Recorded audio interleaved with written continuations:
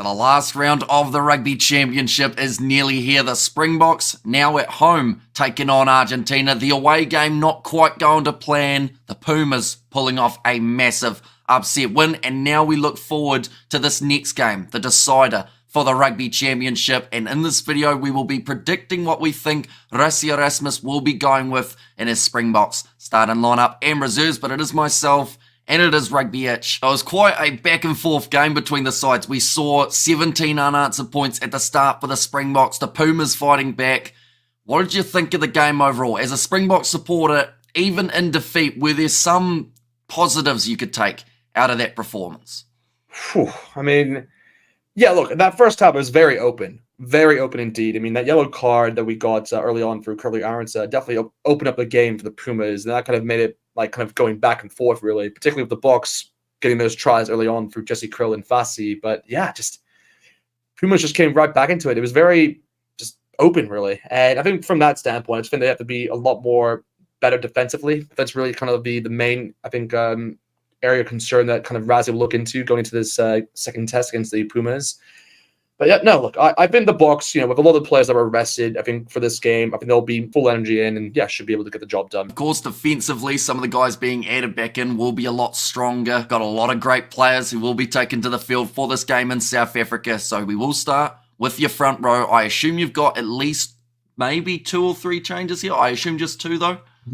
Indeed. Yeah, I've made some changes here. I've gone with the, I guess, the standard front row that we've normally seen by the Boks throughout this Rugby Championship, with Oxen Che number 1, Bongi Manombi number 2, and Frans Malherbe at the number 3 spots. I think they have to kind of resort back to this. Again, it's not like it's needed, because I think the Boks actually scrum was pretty good actually in the game against the Pumas. They actually dominated the scrum actually the more you think about it. But it's just more that you need some changes. And when you're resting players, with flags of Frans Malherbe as well as Bongi, you might as well just use them in this game and why not put them in the starting lineup straight away. So yeah, that's the front row for myself.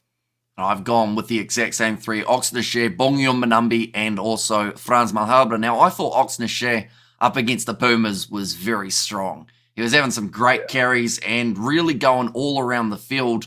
For a man playing in 37-degree heat, you wouldn't have thought it with the work rate that we were seeing from the big Ox. Bongion Manambi, I still think is, to be honest, the better starting hooker at the moment for the Springboks, which sounds really harsh on Malcolm Marx, but he just finishes a match, I believe, so much better than he starts one. And yes, the Springbok scrum was dominant, but I love what Malcolm Marx is able to do later on in a game and really add that impact within that last 20 or 30 minutes. And that's probably something that the Bomb squad lacked throughout this game. They weren't really able to have that same dominance we are used to seeing for the South African bench. Frans Malherbe, he's a big bloke. He's going to have a lot of fun up against this Argentinian front row. If they were going backwards in that last game, I think that they're going to be going backwards at double the speed with Frans Malherbe included in that front row. But moving on to the locking duo, Eben Etzebeth is who I've gone with as the number 4. Now, that would also make him the most capped Springbok of all time. Thoroughly deserved. Came off the bench in the last game to match the record of Victor Matfield.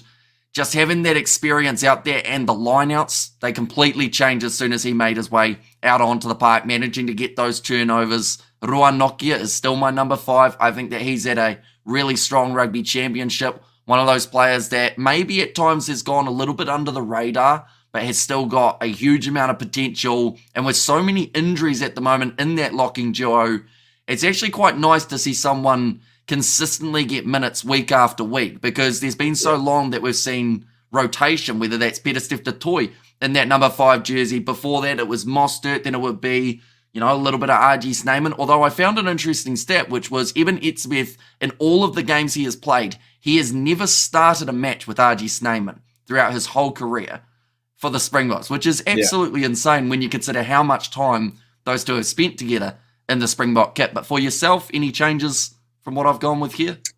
No, going with the exact same 2 as you. Also gone with Eben Etzebeth number 4, Ruan Norte number 5. I think they just have to revert back towards this. And like you said, Eben Etzebeth definitely brought a lot of calmness, I'd say, in that game against the Pumas. As soon as he came on the field, he definitely made those lineup calls a bit easier, I think, for everyone. And on the day, I think it's one of those where the Pumas are definitely a good team off the lineouts. I mean, particularly from an attacking point of view. And they actually utilize that kind of set piece well. And I think having someone like Evan Smith is crucial because, he made that last minute steal actually kind of stop the Pumas actually from extending the lead. So it's good to have a player like him in your side. And yeah, to kind of become the all-time kind of cap player in Bok history is a pretty big achievement. So it'll be good to have him starting this game. Exactly right. And now that brings maybe a couple changes in our loose forward trio as well, bringing someone like an Eben Etzebeth, the experienced man, back into the starting side for your loose forward trio. I assume you've got maybe a certain skipper back in that number 6 jersey. Indeed. Yeah, I have gone with Sia Khaleesi, number 6. I think you have to bring him back in. Again, we saw pictures and kind of him off the sidelines there, kind of watching the game, and I guess getting his coaching, early on, maybe a coaching badge. Maybe that's how they give him off that rather than maybe give him a sticker saying, I was part of the coaching staff for one game. But no, he needs to come back into the field, be captain as normally is. And yeah, with the number 7, I've also gone there with Peter Statoy to come back into the frame. I think that's kind of an easy switch, really, because I think Jason Dixon, I think out of all the players, I mean, there's only a few actually in that game against the Pumas that I didn't think have the best of games, but I think he was one where he just wasn't the same player to what I saw in those 2 games he had against the Wallabies early on in the Rugby Championship. So it's a nice switch to have when you have someone like Peter Statoy kind of ready and rested. So he's definitely the 7. Then yeah, for number 8, I have stuck with Jasper Wiese there. I think he actually had a good game. I think he had a really good game for the Boks. And again, just the more and more he plays, he's going to get better. So he's number 8 for this one. And he's one of those players as well that him and Eldrick Lowe, I don't think there's really a bad option at the moment for the Springboks in that number 8 jersey. Both of them could take it on and play it extremely well.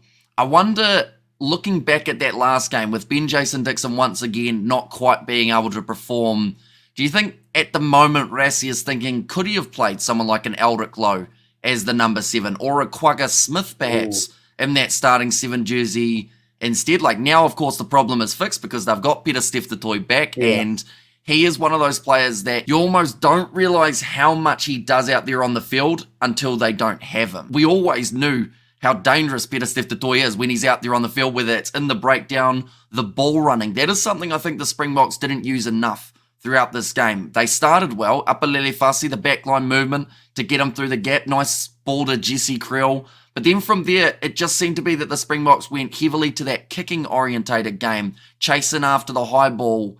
And I just would have liked to see it go through their hands a little bit more. And normally the man who's on the end of that, out on the wing, is Peter Steph and then just bulldozes over whoever's in front of him. So for myself, I have also got that same 3. Sia Khaleesi, number 6, Peter Steph number 7, and Jasper Wiese as my number 8. I think that Marco van Staden had a brilliant game at number 6, getting some really important turnovers for the Springboks, which is why I've found a way of squeezing him into my bench. Normally, he's one of those players that I don't quite find a spot for. In this game, I had to make sure I gave him one, so he will be in my team later on. But moving on to the 19 combination, this is where it gets a little bit interesting. Number 9 for the last game, they went with Kobus Reinach with Andre Pollard slotting in as the 10. In this game, I've actually made 2 changes here. I have gone with Jaden Hendrickse as my starting 9, and I've gone with Mani Libok as the starting 10. Now, that is a combination that some actually felt almost should have been what they went with up against Argentina in that first game. Unfortunately for Mani Libok, he's had another situation, one of those kicks near the end of the game that has missed, not being able to find touch. The Springboks, they had other missed kicks earlier on, Pollard, of course, missing one, but the one that people will remember is that last one for Mani Libok. So I feel like they have to give him the start here rather than have him coming off the bench. Let him build into the game rather than throwing him in the deep end. Because unfortunately, when you get into those situations, he still seems to let that pressure get to him. And to be fair, he's under so much at the moment. When you got Sasha, who's looking strong, when you got Pollard, who's consistent, and a man who was the first choice not too long ago has slowly continued to go down and down in the rankings. You've got young guys like Jordan Hendrickson now who are looking good, Sia Masuku, all these new guys for South Africa on the verge of making it into that squad. But yeah, Mani Libok, for me anyway, I would start him here, get his confidence up early, and then have that security of Pollard later on in the game. Yeah, no, I like that move. I like that move a lot. I only have one change to you here. For the number 10, I also have Matty LeBlanc here. I do agree that he needs another game under his belt. I know a lot of people may be against that, just going off the game that we saw against the Pumas. But like you said, I think it's one of those where he's a very good player at the end of the day when it comes towards those kind of playmaking, attacking set pieces, and kind of how he kind of utilizes the ball. So it's good to have a player like that in your team. And he actually played pretty well, actually, when you look back at it in the opening 25 minutes. He was all over the place, really kind of helping players out and kind of setting up those tries. But I think, yeah, it's one of those where from a kicking standpoint, yes, it's one where I think the more frustrating one was really the one he kicked out into touch, not actually the final kick, because at the end of the day, look, a final kick, any player, it's really just a gamble on how you handle the pressure. And in that situation, look, he couldn't, it just didn't go in his favor. But that kick that he had beforehand that went out on the full when he had the penalty, that's the more frustrating one, because, the Boks won a penalty from a position. If we got that, I guarantee we probably would have scored a try, because it was going to be a 5-meter line out. And from that position, the Boks were looking pretty comfortable. So that could have changed the whole game in itself. So that's probably the more frustrating one out of the two. But no, I still think we have to give Manny LeBlanc kind of a game here, because we also have to remember that, he hasn't had as many games within 2024. Like, he's only had, I think that's his first start, actually, back in recall. I think he may have played in a Portugal game. Like, I have to recall that he did play in that one or not. But I know for the Rugby Championship, it's his first kind of game. So I'd like to see him get at least one more opportunity from this one. But for the number 9, I've actually stuck with Cobus Reinach there, the number 9 spot.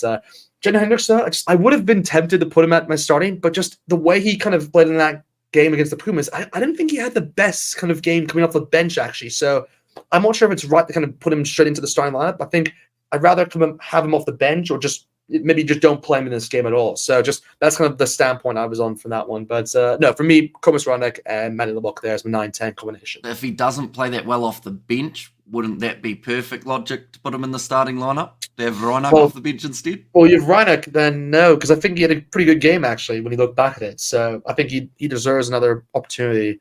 I mean, it's one of those where maybe even Borne Vandenberg, if you wanted to kind of give him a shot, but I don't know if Razzie will do that or not. So I think the safe bet is really to go with Reinach at the number 9. Yeah, the big question is whether or not he's going to give everyone who didn't play in that first game a chance. Yeah. We know of about 6 players who stayed in South Africa who will be more than likely playing in this game, but the likes of a Morne Vandenberg, a Jansie van Rensburg, Kane Moody, all those guys who travelled, Johan Grobbelaar, imagine being selected as a hooker just to have a utility forward take your spot from you in that number 16 jersey, Jan Hendrik Wessels, of course, the man to get that role. But moving on to the centre pairing.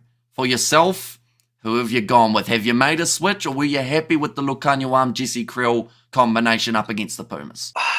I have made a switch here. So I have gone with Dibin Delande at the number 12 and Jesse Kriel number 13. I've gone with the standard duo, kind of what you would kind of expect going into this final game of the Rugby Championship. But I will say, Lukhanyo, normally I would have a lot of praise to say about him, but he just wasn't as involved as I'd like him to be. Like, there wasn't as many moments that I can kind of think where he was kind of directing kind of how he kind of approached the, the defensive line. But it was more Jesse Kriel, I think, that had a better game in that one. But look, it's one of those where I think that just the ball wasn't really going towards him at most points. It was really more going out towards the wings, kind of what we saw. They're kind of trying to stretch that kind of Pumas defense. So, yeah, look, I think Dibin Delande gets in. Another player that was rested, and yeah, he's going to bring his A game, and him and Jesse Kriel is a pretty good combination to have. So I think that's what they'll go with. I also do think once it started going down that little bit more of a kicking route, that was where we saw Lukhanyo pretty much taken out of the game. Unfortunately for the Boks, it seemed to be that it was a lot more of the chasing out wide of Makazole Mapimpi. We saw quite a bit of Apalele Fassi actually chasing after those high balls of Pollard. Yeah. But for Lukhanyo, I don't know whether or not he had that same defensive effort that we are used to seeing from him. And maybe that was because he was playing at number 12, but also he had a handful in front of him in Santiago Shocha Barres. He was not making it easy, as that man was just breaking the line for fun. But yeah, overall, I feel like even if they did go with Lukhanyo again, I think it would still be a very solid combo. It's just more of the case of seeing as Damian Delende didn't play, I have also made that switch and given him that number 12 jersey. Jesse Kriel, he is still my number 13. That would make it all of the games of the Rugby Championship that man has played in the starting lineup for the Springboks. He's one of those guys that only a couple years ago, people were begging to have him out of the Springboks team. And now he's completely changed that opinion. Yep. He's playing his best rugby. He's quick on attack. He's great defensively. And he's one of those players that anytime there's a little bit of openness and you see Jesse Kriel as the man on the outside, you know something's about to happen and you know meters are about to be made. But speaking of meters, made this back 3 for the Springboks in the game up against Argentina, having a lot of them. Someone who maybe didn't quite have that massive performance we did expect. And yes, having a yellow card would have affected it.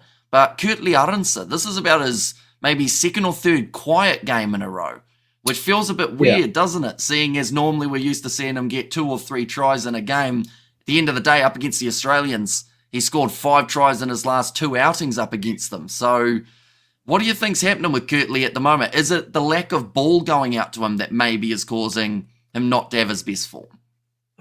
It's a tough one because at the end of the day, it comes down towards the setup of your back line. And to be fair to Razzie, he's made a lot of switches throughout this Rugby Championship. You know, it's kind of experimental at times. And the way you kind of set up that back line, it can kind of dictate kind of the way you want to play out from the back. And yeah, there's times where you have Sasha in and he's kind of been more of a kicker in terms of looking toward the wings, and that's kind of benefited the likes of Kurtley as well as Cheslin in those situations. But then when you bring someone like Handré Pollard in or Manny, it's not really what they go for. Like they've gone more for the direct high ball there, which kind of suits more like a player like Fassi in that situation. So it's nothing against them. It's just more that the way the Boks are playing, it's just they haven't had as much retention on the ball as you'd like. So that's the reason why. But no, he's still a brilliant player at the end of the day. Do you think that's because he's on the right wing here, or do you think that has nothing to do with it? Because I'm looking through at the stats to do with the game, and he did make 44 metres from his 6 carries, but he's the only Springbok in the back line who didn't beat a defender,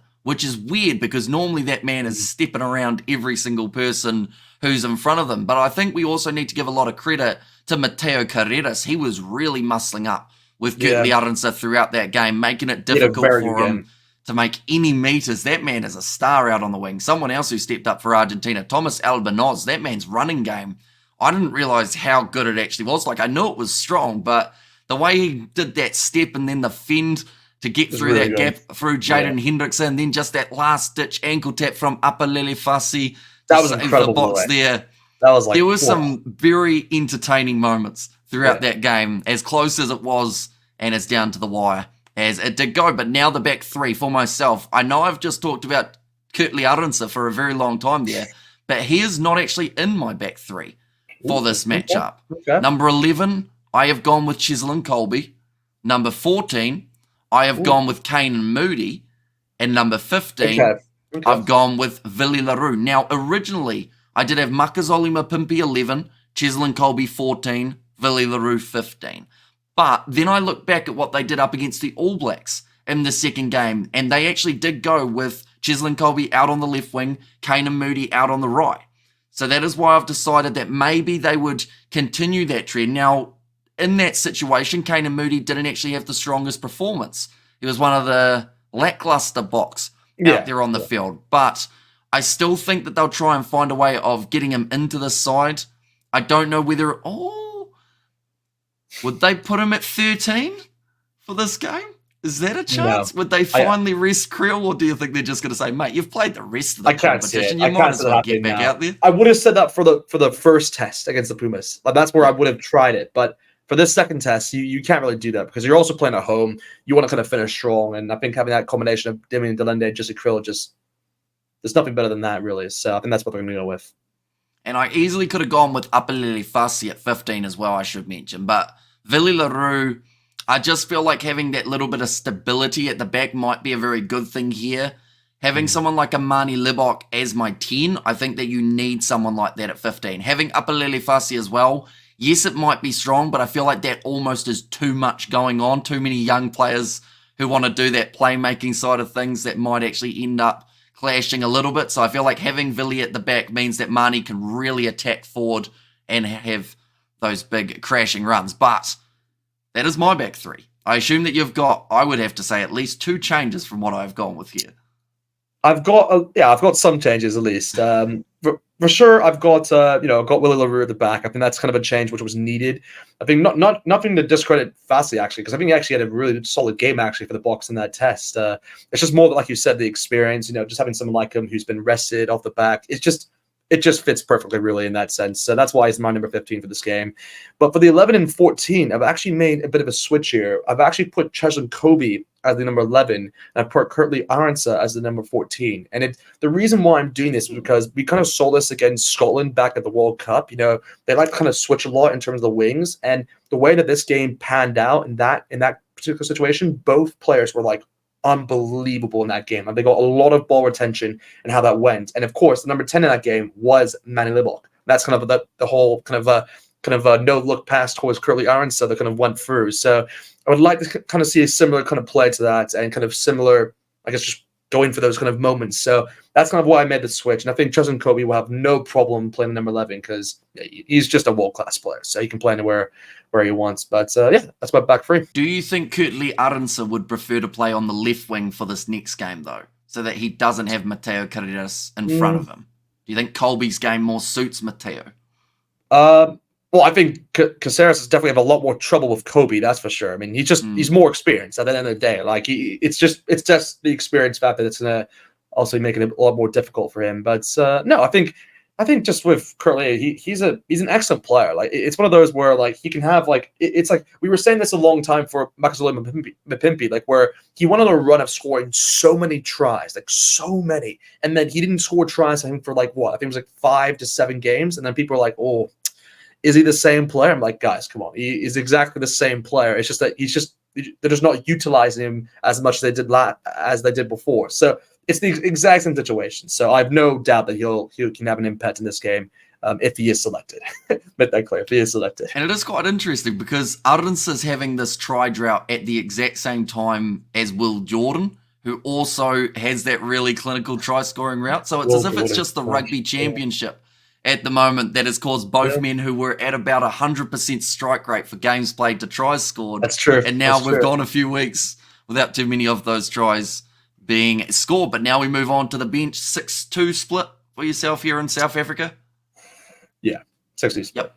Too easy. Right, front row, who have you gone with? Yeah, I think this is pretty simple, actually. I've gone with Malcolm Marks as my replacement hooker there, number 16. I've then gone with Gerhard Stinkap as the replacement loosehead. And then finish it off, I've gone with Vincent Koch as the replacement tight head. So that's the front row off the bench. Nice and easy, and that is exactly what I've gone with. Malcolm Marks, Gerhard Stinkap, and also Vincent Koch. Like I mentioned, I feel like at the moment, I actually prefer Marks finishing a game than starting it for the Springboks. Yeah. His lineouts, though, I want to say they haven't been anywhere near as accurate as they were last year, I don't believe. Oh. But then saying that, it's pretty tricky at the moment because there's been a lot of competitive lineouts throughout this Rugby Championship. Like it's not just against the Springboks that the lineouts have been stolen. Like we have seen teams getting them from all over the place. And with the exception of that overthrown one and maybe one right near the end of the game, like I think the Springboks still had, at one point I saw it was 6 lineouts, 1 out of the 7. So it seems to be maybe people are being a little bit too critical of Malcolm Marks' lineout because that is what we saw in the live chat. Overall, people saying Marks just isn't quite being able to perform. But one thing that I think is missing from Malcolm Marks' game in the starting lineup, and maybe even to a certain extent off the bench, is those big turnovers that we normally see from him. I don't think we've seen him get a proper turnover one in quite some time now for the Springboks, because I always remember back to maybe the Rugby Championship, maybe 1 or 2 years ago, how every game Marks would come off the bench, he'd get a rolling maul try, and he'd get himself over that ball, win at least one turnover for the Springboks that would then take them into a position to win the game. But it seems to be at the moment they actually have other guys who are playing that role quite nicely in terms of getting over the ball, jackling it. But overall, Marks, still a great player to have inside of your 23-man side. Now we move on to the other 3 forward replacements. For me, I have gone with number 19, Quagga Smith. Now, I've done what they did up against the All Blacks in the second match, and that involved playing Quagga Smith as 19 because you already have 3 locking options in the starting lineup. Number 20, Marco van Staden. I managed to squeeze him in there. Originally, I had a 5-3 split for this game. I had Lukanyuam as my number 23, but unfortunately for him, I took him out and added Marco van Staden in as one of my forwards. And then number 21, this is where I've got Elric Lowe.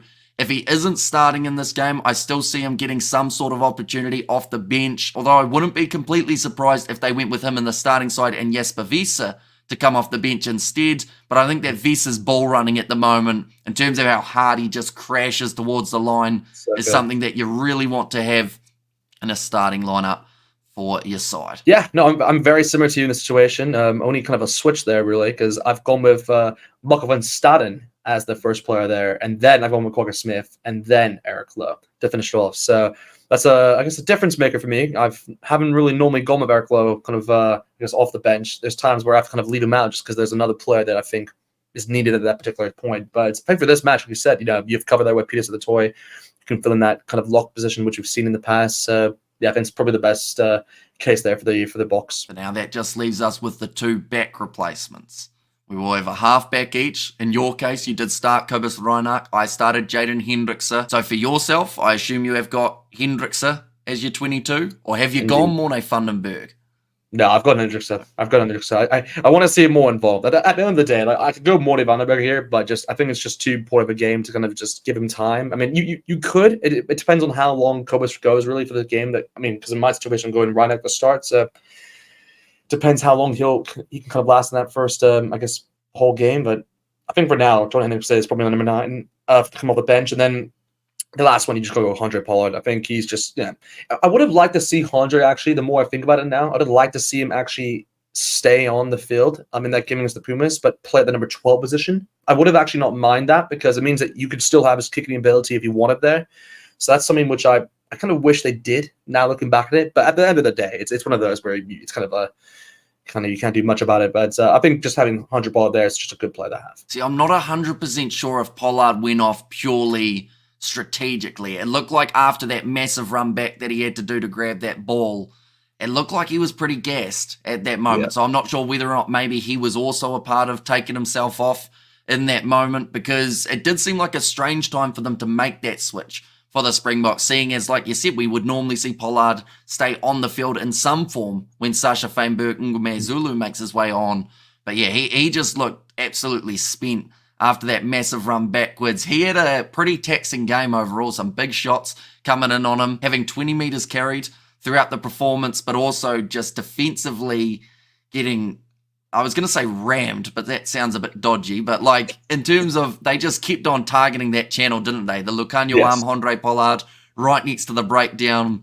And I don't think there was an Argentinian in that backline that didn't get thrown into that hole at some stage throughout the game. It just seemed to be every single time, boom, straight up the middle. And Pollard, to his credit, he kept on getting back up after making those tackles. Yeah, he was good. He had a solid game. I thought he was pretty solid. But yeah, I feel like in this case, it would be quite nice to see him come off the bench, just because, I don't know, once Sasha comes back, I still think I would be starting Sasha Feinberg Ngome Zulu, depending on what the plan is going forward. Now, of course, if they have Faf de Klerk as the 9, I would say they'll probably go to Pollard as the 10. But if it's going to be one of these younger guys like Jaden Hendrickse, or maybe in the future Morne Vandenberg, Grant Williams, then you are in that situation. Maybe Sasha is your answer for that number 10 jersey. Yeah. But, of course, we do have to wait and see. I will say, because with Sasha, just in case no one knows, he is out, by the way, for this game. He's only going to be available for the November internationals, guys. That's the reason why we're not kind of thinking him for this last game here. But we haven't seen the combination yet of Faf de Klerk and Sasha, so that's a new combination that we'll see how that kind of plays out, because I'm not sure if it'll work well. Like, they're kind of two different styles, I guess, in how they kind of go about the game. But at the same time, it could actually be kind of a bit of a balance, actually. So you just don't know how it's going to work out. So I'd like to see that tried out for the November internationals. But for now, like you said, I think Manny is probably the player that we have to look at just for this game. But Andre just is the one which you have to keep a close eye on, because it's Andre Pollard. You can't really go without him. I think the biggest shame for me is the fact that the Springboks only have 3 November internationals. Because sadly, like, that's not really, in my opinion, enough time to really experiment with your side. Like, these games of the Rugby Championship now theoretically are your best time to work out what young combinations work, because, first game up against Scotland, you don't really want to risk too much in that game, I wouldn't say. You want to secure that win straight away. Then they've got England the week after, so I don't really see them making too many experimental changes in that contest. You think they will, up against the English rather than Scotland? See, this is the thing is that I'm looking at also just in terms of the other teams as well. I think South Africa actually have a pretty reasonable fixture list actually when you're looking at the November internationals. Like when you're comparing to like New Zealand, they have probably the toughest actually when you look at it on paper. They have like Ireland, France, England, Italy, I believe. I think that's the four they're playing. So it's a pretty tough run actually, and it means that it's less likely they're going to try out a lot of new players in that situation because you want to be very competitive at that same time. Whereas with the Boks, they're playing 3 fixtures actually where I think they actually can give it a try, actually, let players kind of, I guess, build up that confidence and kind of give them a go. I think the Scotland one is probably the hardest game. People maybe a surprising thing that people may think, but honestly, guys, Scotland at home that'll be the toughest game. I think England is a game which we can kind of control. It just matters how we go about it. And then the Welsh game, yeah, it's just one of those where Wales are on their day they can put up a contest and fair play, but I think in the past we've been normally able to kind of do well against them, so we should be able to kind of handle that. So we'll see. I have to ask, and I feel like this is not going to be a popular question, but that's okay because I don't mean any ill intent by it. But the fact that the Springboks are now second on the Rugby World Rankings, does that play at all into the selections for Rassie going into November? Do you think that makes him want to go with slightly stronger sides in the back of his mind to get that number 1 spot back? Or do you think it is more so he's already looking towards further in the future than just a little number in that world rankings at the moment? Yeah, it's always been further. At the end of the day, look, people can have this like number 1 ranking thing. It's like the great thing to have. But for I think most Bok fans will tell you, would you have the number 1 ranking throughout the period of time, or would you have a World Cup in the long run? So I think that's what they're going to tell. That's the general conversation. I think most Bok fans would agree, and I think any team would take actually. So it's at the end of the day, I think we're in the first year. We have to remember this is only the first year of this cycle, guys. Like we're still very very early on, and I think every team is kind of experimenting with their sides, and we're at a stage where I think the Boks will try new things. I think at the end of the day, I think a lot of teams will give a players a go in these fixtures. I just think the Boks are in a situation where they've tested a lot of players out already in this Rugby Championship. I think they've given like 11 debuts, I think, so far as I can recall in this Rugby Championship, which is that's pretty remarkable actually. So if they're going to do more in this in the November internationals, then fair play. But I think most likely what will happen is that they'll probably only give I can only think 2 more maybe if they had to.